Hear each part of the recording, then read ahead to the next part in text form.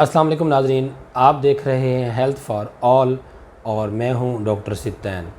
आज हम बात करेंगे एलर्जी पे। एलर्जी क्या होती है?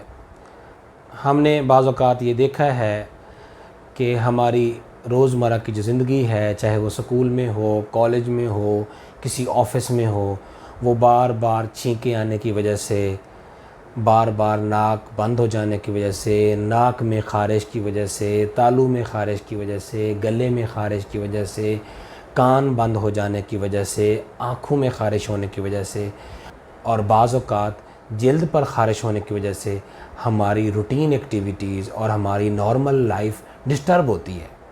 एलर्जी क्या होती है? एलर्जी के बारे में बहुत सारी मिसकंसेप्शंस हैं। इन मिसकंसेप्शंस को हम आज डिस्कस करेंगे कि एलर्जी एक ऐसा रद्द अमल है जिसमें किसी भी चीज़ की वजह से जिस्म रद्द अमल देता है। कुछ होते हैं स्पेसिफ़िक एलिमेंट्स, स्पेसिफ़िक एलर्जेंस यानी ख़ास एलर्जेंस, कुछ होते हैं गैर ख़ास, कुछ गैर ख़ास हालतों में होती हैं।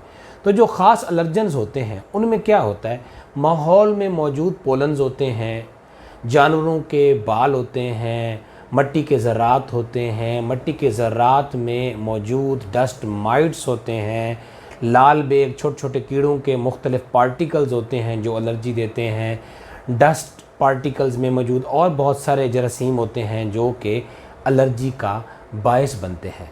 और जो नॉन स्पेसिफ़िक एलिमेंट्स हैं उनमें मौसम की तब्दीली है, उनमें जज्बात हैं और सैलिसाइक्लेट्स नाम की ड्रग्स हैं।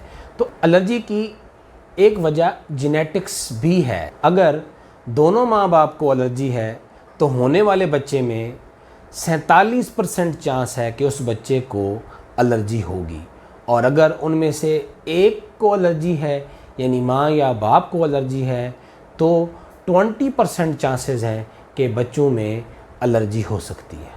अब हमें ये देखना होगा कि हम इन दो वजूहात को बिल्कुल मिक्स नहीं करेंगे। इन दोनों के ट्रीटमेंट्स अलहदा हैं। अब हमें ये नहीं चाहिए है कि हम दोनों वजूहात का एक ही ट्रीटमेंट लें या हम बार बार एंटी एलर्जिक्स का इस्तेमाल करके उन एंटी एलर्जिक्स का साइड इफ़ेक्ट्स लें। तो हमें ये चाहिए है कि हम एक प्रॉपर एलर्जी के डॉक्टर और एयर नोज़ थ्रोट के स्पेशलिस्ट के पास जाएं और उसको हम दिखाएं और एलर्जी के बाकायदा टेस्ट्स हैं वो करवाएं और एलर्जी की बाकायदा ट्रीटमेंट है। और ख़ासकर लेडीज़ में ये परेशानी देखने में आती है कि उनके नाक पे निशान पड़ जाते हैं और आँखों के गिर्द दायरे बन जाते हैं। जो नाक पे निशान बन जाते हैं उनको हम एलर्जिक सैल्यूट कहते हैं, और जो आँखों के गिर्द निशान बन जाते हैं उनको हम एलर्जिक शाइनर्स कहते हैं।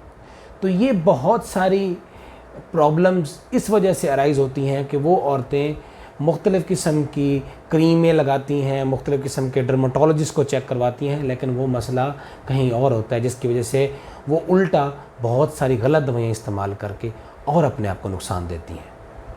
अब मैं बात करना चाहता हूँ कि एलर्जी का इलाज बर वक्त क्यों ज़रूरी है। अगर आप नाक की एलर्जी को ट्रीट नहीं करवाएंगे तो नाक के साथ अल्लाह ताला ने इंसान की खोपड़ी को लाइट वेट रखने के लिए, यानी उनका खोपड़ी का वज़न कम रखने के लिए अल्लाह ताला ने मुख्तलिफ़ साइनसेस रखे हैं।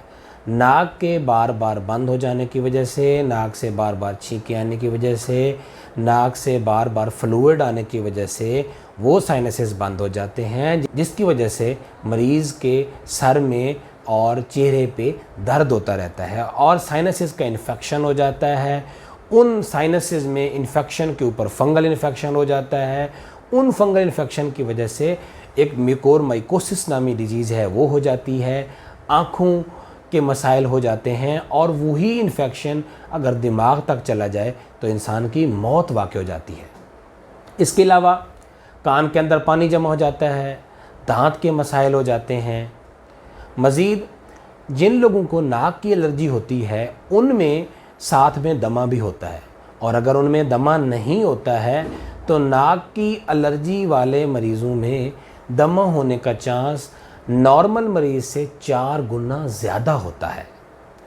इसलिए ये ज़रूरी है कि हम बार बार ऑफिस में, स्कूल में छींके लें और अपने नाक को टिश्यू पेपर से ख़राब करते रहें। इससे बेहतर है कि हम एक प्रॉपर ईएनटी स्पेशलिस्ट को चेक करवाएं, अपनी एलर्जी का बाकायदा डायग्नोसिस करवाएं, बाकायदा ये चेक करवाएं कि हमें किस चीज़ से एलर्जी हो रही है और मुझे किस किस्म का इलाज करना चाहिए। अपना बहुत ख्याल रखिएगा। अल्लाह हाफिज़।